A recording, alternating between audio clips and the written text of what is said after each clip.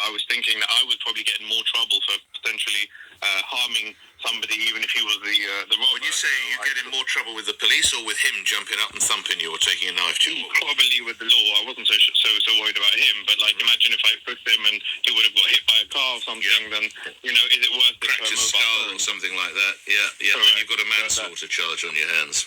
Exactly. So for a mobile phone, I'm not sure, but I did feel like, I wanted to push him over because I'm fed up with these people as well. Like England, London.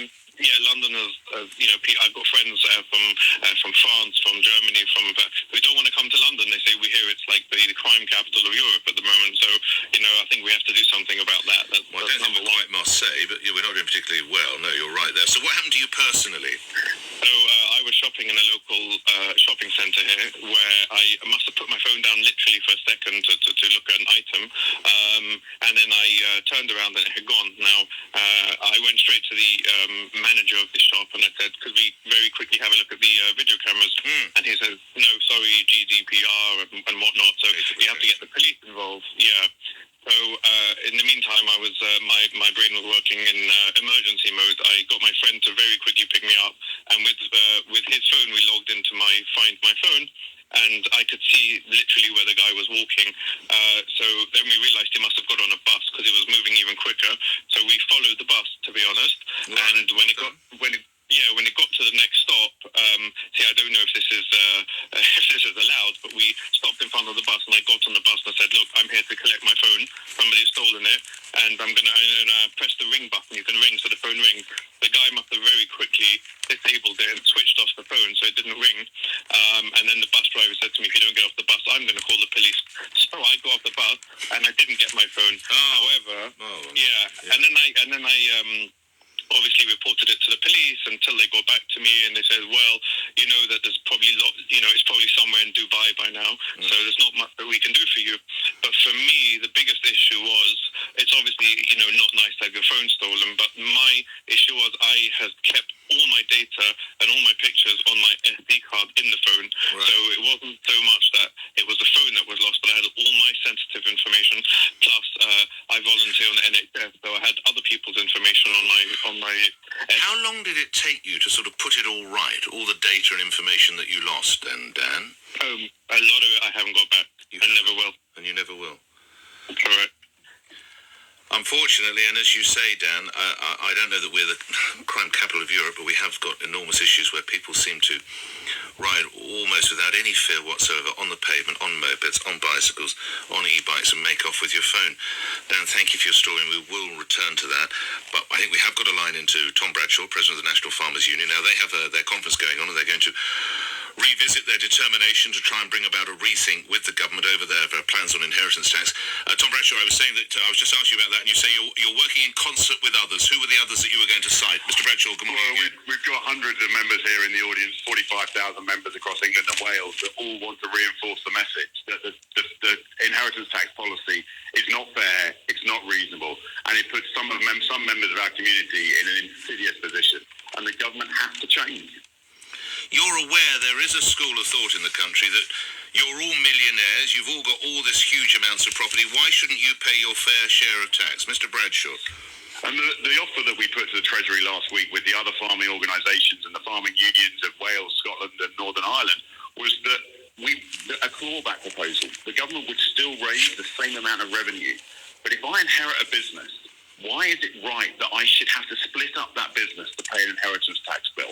But if I decide to cash that business in, that's the day that my paper asset becomes a real asset. And that's the day that all businesses should pay the tax.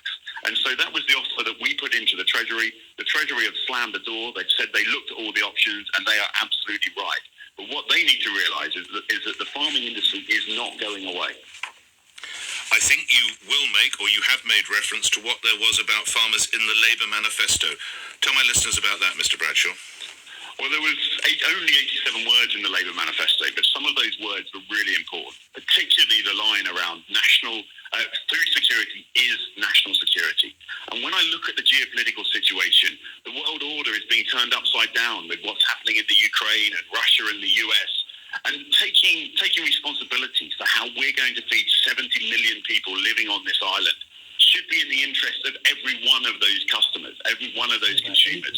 At the moment, the government seems to be taking food production absolutely for granted, and they need to unlock the potential of the farming businesses across the United Kingdom. Is it right the Environment Secretary, Steve Reed, is going to address your conference? And if so, what sort of welcome is he likely to get, Mr. Bradshaw? The members are feeling very passionate. They're angry. They're feeling betrayed. And I'm sure that sense of fear, that sense of betrayal is going to come through in the questions that are asked from the floor. And, I admire him for turning up, but I don't think he's going to get an easy ride for one moment. And nor should he, because we were promised that these changes would not happen. And at the moment, the government seem absolutely resolute in not wanting to listen, not showing the leadership we require in recognising they've made a mistake. The strength of the demonstrations, the number of your colleagues who you've had come to town on more than one occasion, do you in any way sense the government is looking for what's called an off-ramp here? We've given them many off-ramps, even since the second week of November. I've offered to meet the Chancellor, Rachel Reeves, on many occasions. And yet at the moment, she refuses to meet. She refuses to engage with backbench MPs. She refuses to engage with us. If she is so certain that this policy is right, she should at least have the decency to sit opposite the table and tell me why the policy is right and why they're not going to shift. But at the moment, she refuses to do that. I think there'll be more headlines coming out of your conference today. Tom Bradshaw, thank you. Thanks for coming on the phone, Tom. You're president of the National Farmers Union. Let's feature Pratesh. You'll be the next caller. Let's do it the other side of the news. So just feature a couple of social media and texts. So John in Bexley Heath, it's always been the case you need to have your wits about you wherever you are. Anyone stating differently is not living in the real world. As a male, I've always considered what I wear, where I go, what route I take to avoid unnecessary risk. Wallet in the front pocket, not the rear. Always have an escape route. Wow. But it's like listening to the safety briefing on aeroplanes. Be prepared. Riding your 8,000-pound bike through a park in the dark. Are you nuts? Anna Arnone or Arnon in Eastbourne. It's obvious most stolen mobiles end up in China and others. People have said countries such as Algeria. Our government needs to speak to the governments of those countries to discuss some sort of sanction if they don't deal with their end of this. Well, I don't know that you would want the British government held responsible for criminality in the United Kingdom. I don't know that you could hold, just use Algeria, the Algerian government responsible for criminality of Algerians. I think that's a bit of a stretch, Anna. We will return. More calls coming in on that. And as it is revealed that audiobooks now are at least starting to get children showing some degree of interest in literature, could audiobooks spill into the real printed book that I've been trying to drive home with my Kids Who Read Succeed campaign? It's featured every Friday, with a bevy of big names reading extracts of Beatrix Potter, among whom is... Once upon a time, there were 4 little rabbits, and their names were Flopsy, Mopsy, Cottontail, and Peter. They lived with their mother in a sandbank underneath the root of a very big fir tree. Duchess of York, Sarah Ferguson, that's the tale of Peter Rabbit. More on that and the passion for literature after this.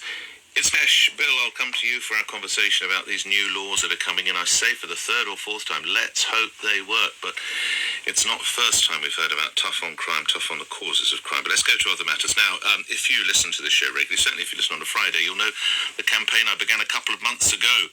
Kids Who Read Succeed. This came off the back of the disappointing news that if you take out the pandemic last year, this first year, the number of books being read by children has dropped. And aided by a number of big names such as Sarah Duchess of York and Alexander Armstrong and Dame Joanna Lumley and various others all reading extracts of Beatrix Potter. And then, of course, you can hear the whole thing on lbc.co.uk, complete with illustrations. We're trying to spark, because as I always say, the best movie you or your children will ever see is a book.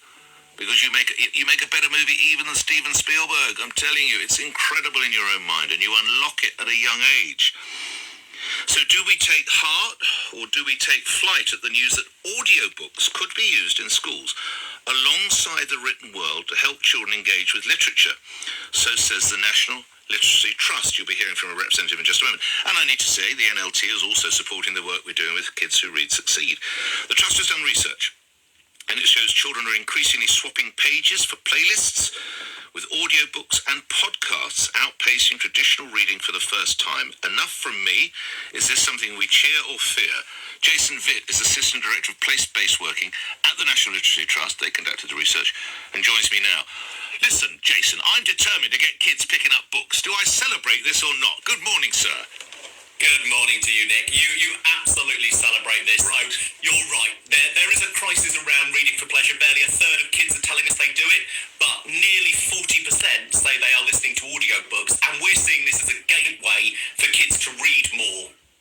How is it that they're getting to these books, and how is it that we turn this into a positive and switch on their love for the printed word so they actually physically hold the book as well?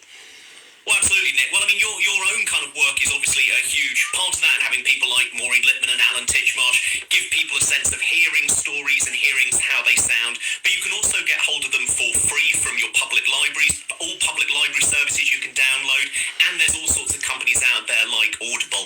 And the great thing about audiobooks is our research is showing that actually the really difficult audiences, that's boys and teenage boys especially, are listening to audiobooks even more than girls. And that's almost never happened in all of our kind of 20 years of research into literacy. It's always girls that are doing it more.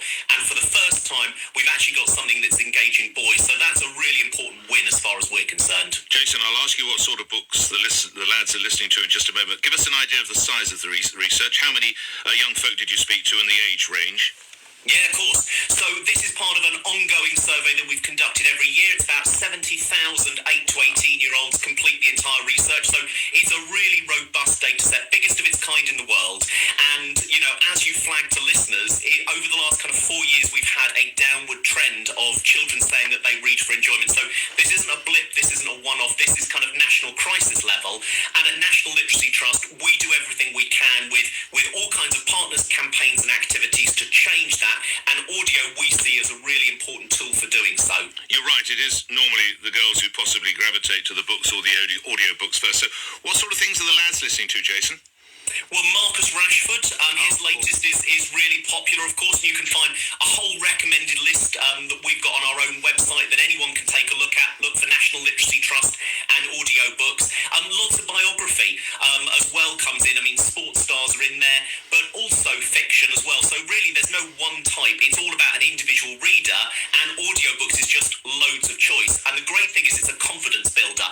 I don't know how many of your listeners, if they first read the first Harry Potter, 1,000 years ago, would have known how to pronounce the name Hermione. I wouldn't have done. Stephen Fry, I knew it.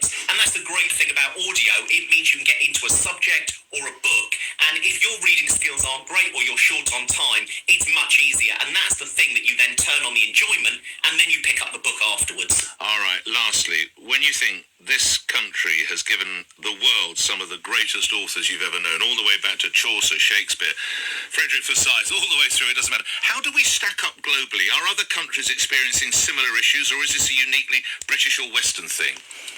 That's a tricky one to answer. I'm not avoiding the question, but there's nobody quite like National Literacy Trust conducting this research around the world. I mean, you can stack up the kind of international literacy scores, and depending how you cut the data, England is doing well or the UK is doing badly.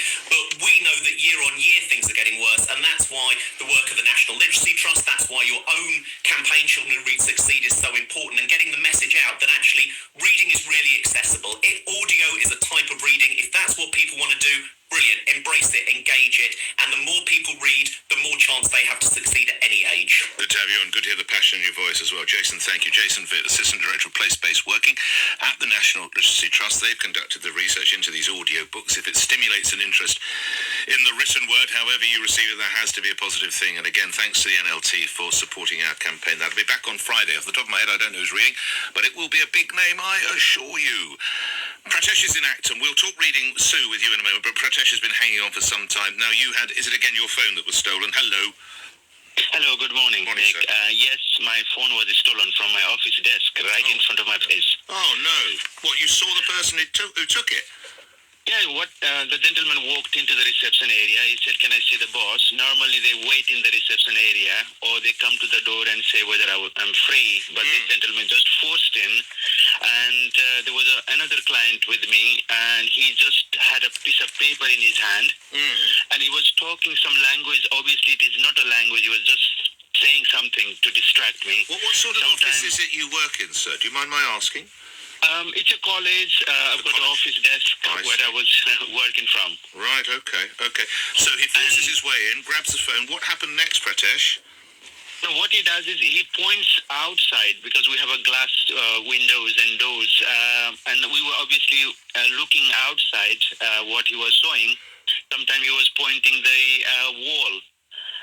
Obviously, we looked there as well. That time, he actually picked up the phone and put it in his pocket. Right. And there was my client's phone also was on the desk. He was trying to take that also, but maybe he thought that it would be too late. So he started pointing outside, and then he just woke off. And what happened? And later on, I realized that my phone is gone. And what did you do then? I called the police. I called my mobile phone provider, blocked it, and they said, okay, activate Find My Phone, which I did. And it came on live twice. Once it was shown in Harrow. The second time it was shown in Dubai. In Dubai? How quickly did it get from Harrow to Dubai? 2 days. My God. Never to be seen again, I'm afraid, Pratesh. Do you think, lastly, the laws that have been outlined today by the Home Secretary, and you heard her here on LBC, how confident are you that will bring a change in this sort of crime, Pratesh? Find something around, but hopefully it will make some change. Okay. I'm sorry you lost your phone. It must have been a nightmare to replace. Well, it didn't lose. I'm so sorry. You had your phone stolen. A nightmare to replace it. Something I live in fear of on a daily basis. Pratesh, thank you. We will come back to this, but let's talk a little bit about books and in praise of reading. Sue's in Harold Wood. Sue, what's your story concerning literacy? Good morning. Oh, I love the library. But the trouble is children can't get to libraries because they're closing libraries down. Oh, Our Harold Wood Library is being closed down. I've been going to that library for 50 years. I love books. I've got 13 books out at the minute from the Harold Wood 13? Library. Are you allowed that Yes. many? I am, and I love reading them. And it's a way of travelling without going anywhere. It's a way of going back in time, and I'm so passionate about reading. I agree with you. mean, mums pick their children up from school. We've got 2 local schools, and they come round the Harold Wood Library. Right. I have to say, though, of course, it's being closed down at the end of March, so where are they going to go? They can't get on a bus. I'm so sorry. Which borough is Harold Wood in? I'm afraid I can't. It's the London Borough of Havering. They're Have closing they- 3 libraries have down they- in here. Oh, God, I was going to say, have they got other libraries in Havering, but they're closing 3, are they?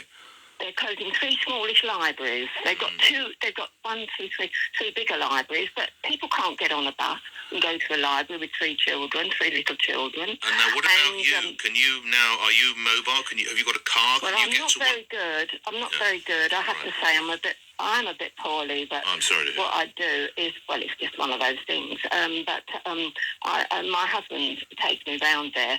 Okay. The most I can possibly walk is to the library, which is closed down. I can't walk there. Okay, and lastly, did you get your children or your nieces and nephews into reading? Did you make sure younger people read? Oh, my children,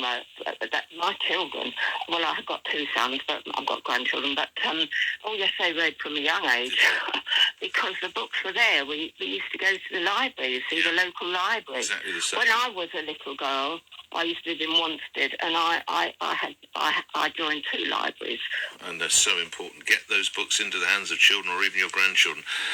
I am sorry, Sue. At least your husband can take you to the larger libraries, but that's a real knock to what we're trying to achieve. Be well, thank you. Back to the world of this theft, this mobile phone theft. Now, Bill's in Staines. What do you do for a living, Bill? Good morning. Morning, Nick. I'm a police officer. I've been on armed response for 13 years. Have you and been? Right. We were... Right. Yes. Pretty brave bloke. Yeah. Well, yes, but we were trying to pop into a shop on a Sunday morning a couple of weeks ago in full uniform with our equipment on, so it's very obvious what we do and what we are. And my colleague nearly had his phone snatched as he was checking his phone as we're going into the shop. Well, and he had a stab vest on, and it was clearly a copper.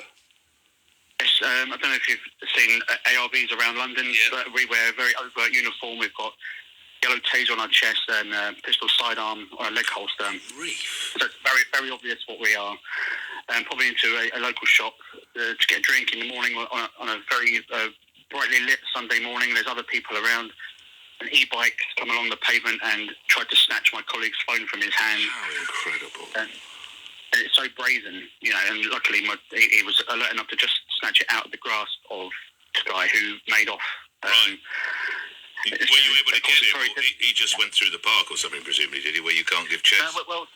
Yeah, we're around sort of the London Bridge area, so it's quite uphill. Right. He knows, this guy obviously knows all the little rat runs, and he's on an e-bike, so it's moving silently. I think that's the main thing. You can't hear them coming. Yes. So he's gone off. We've tried to give chase, but we're in a massive Volvo, so we've not got much chance to get That after him. is as brazen as you get, isn't it? Yeah, just a little look back as well he gave us. It's like he knew he almost had us. Oh, And,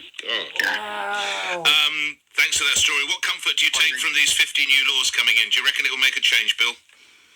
I think you can have all the new laws you want. If you haven't got the coppers to enforce them, it's pointless. Thanks for the job you do. Look after yourself. Very brave bloke are you and your mate. 9:46. LB session of mine trying to get children to reading because I benefited so much from it. I tried with my sons with moderate success, I think.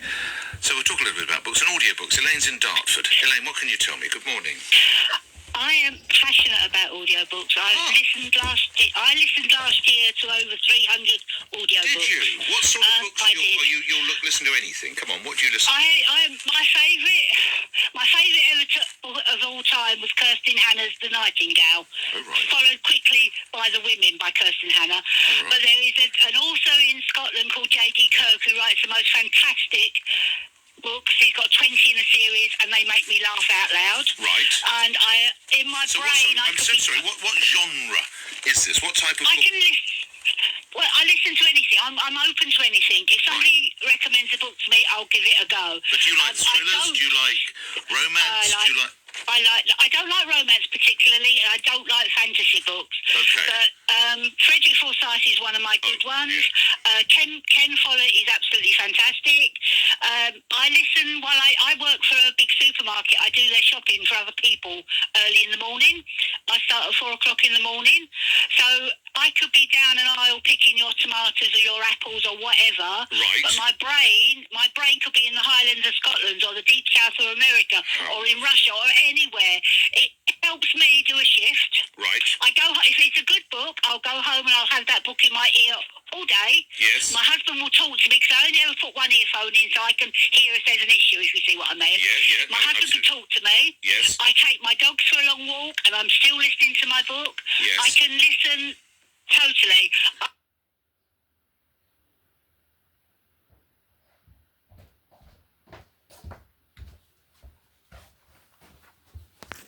And you get 3 books of your choice.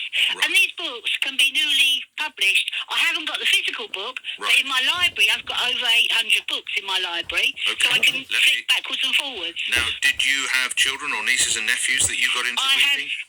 I have. I've got 4 children. Every single one of my children were grown up to respect books. Yep. I have always read from when I was a little person. I started with The Borrowers. By Mary Norton. I'm afraid I never read it. I saw the movie. Yep. Yep, and then I progressed on to Enid Blyton, and I progressed on to Jean Plaidy, and Catherine Cookson was another one, and I progressed upwards. Okay. And as I got older, time became less of a ability to sit down and read. Right. Because I had life going on. Yes, of course. And then I started this job, which I absolutely is and can be brain-numbingly boring, as you can imagine. Right. But this gives me the impetus to go on and do what I want, listen to books while I'm there. But you got there. Freddie Forsyth banging on your ear all the day of the job. Oh, Frederick Forsyth, that was one of the first ones I ever listened to, was Frederick Forsyth. Absolutely brilliant book. Yeah. But it's not just not just that one book by him. I think I've read most of his catalogue, or listened to most of his catalogue now. He is an absolute star. His writing is sans pareil, without parallel. Elaine, thank you for that. Enjoy your books. Well, that was a bit of good news, wasn't it, Elaine, enjoying those books? What has she done, John Grisham? Unfortunately, John Grisham has only ever really written one book. Every single book is exactly the same. They just move the towns. It's either Mississippi or it's Arkansas or whatever it is. Basically, there's a crook. But, I mean, my God, we'd all be $1 behind John Grisham. Rosa's in Woking. Rosa, we're talking theft. What happened to you, Rosa? Good morning. Hi. So my story's slightly different in the sense that I got pickpocketed in a club in London. Oh, no. I just paid for a drink and was walking through the dance floor with my hand over my drink and my other hand underneath my drink because it was busy. Yeah. And I could feel a guy banging into the back of me, and I knew what was happening. And as soon as I got to my husband, I handed him my drink, put my hand in my pocket, and the phone was gone. Right. So I went upstairs to, luckily I had my Apple Watch, so I was able to lock my phone through my Apple Watch. Oh, wow. I wasn't too worried because everything I do on my phone is facial recognition. Right. So they never saw me put a password in or anything like that. And they can't get around that? There's no way... They can't, no, and they need a password. Right. But what happened was, then there was about 10 girls also who had their phone stolen, and basically there was a gang in the club. They bought a ticket, they wiped the whole dance floor, and then they leave. So within 10 minutes, my phone was down the road going in a car somewhere else. I wonder what they get for it. I wonder how much they paid for per phone. Well, this is slightly different to the rest of your callers because it didn't finish there for me. Oh. So once I had contacted the police, which I did online because it wasn't an emergency, let's be honest, I didn't need to ring 999. I just filled in a form. They sent me back a reference number. I never heard from them again. The next day, I called Yeah, so I called all my bank and everything like that, shut everything down, and within 2 days, it was in Dubai. They've all gone to Dubai, haven't they? Yes, they have. At least they're getting a holiday. Yeah. And then a couple of days later, I got a text message which said it was from Apple support. Now, I've already had my phone stolen before, so I was like, I'm not sure, but it was asking for my password. And so I was like, I'm not filling that in. And then I looked, and it came from a mobile number. It didn't actually come from Apple support. But what they were hoping was I'd be in a panic, thinking that they've opened up my phone and trying to get in, and I would just put my password in, and then they would have access to it. They would be absolutely off to the races, wouldn't they? Yeah. And then, because I didn't press on that link, they then contacted my husband, because he's on my friends and family list, and tried to get him to put in my password. But they didn't get anything at all. So, I mean, the phone's been erased on my side, which is what you can do on Apple. So if they log onto the internet, it will wipe the phone. Right, okay. That Apple Watch was a smart move, wasn't it? Yeah, definitely. So I definitely say invest in an Apple Watch. All right, the adverts are over. I don't think I can say other manufacturers are available. I'm not afraid I'm not an Apple Watch wearer, but it certainly helped you out. Rosa, thank you. Let's give a minute to John in Marbella. John, you think people should take more responsibility, is that right? Yes, get a second-hand phone. A cheap second-hand phone. Leave the expensive one at home with all your information in it. But John, some people run their businesses on their phone. They don't have offices. They need emails and everything.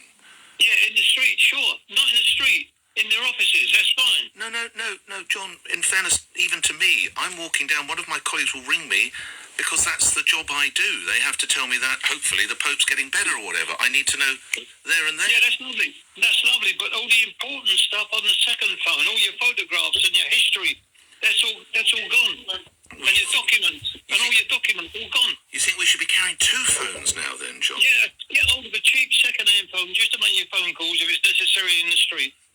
And the other thing, Nick. Yes, sir. Children's, you've heard of the 3 R's. Teach the kids 3 R's. I've thought of 4 more. Right and wrong, respect and responsibility. There we go. Those are the 4 R's. So we have 7 R's. And we'll leave the magnificent 7 there. John in Marbella, have yourself a good day. If you missed any of today's show, listen.